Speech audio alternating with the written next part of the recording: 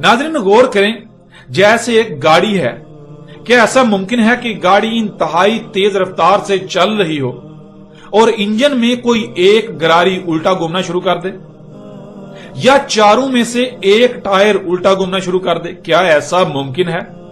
जरा गौर तो करें। पहली बात तो यह कि ऐसा मुमकिन ही नहीं।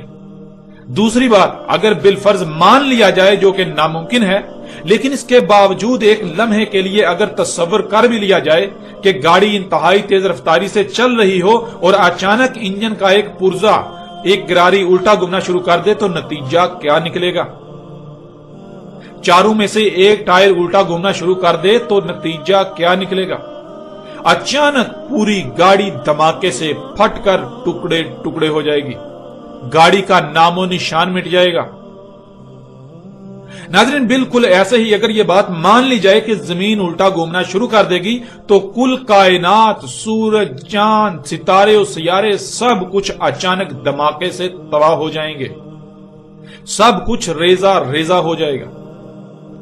इसलिए ऐसा कहना कि जमीन उल्टा घूमना शुरू कर देगी जिसकी वजह से सूरज उल्टा सफर करता दिखाई देगा, यह बात इंतहाई अहमकाना, जाहिलाना और बेबुनियाद है। इसकी कोई बुनियाद ही नहीं है।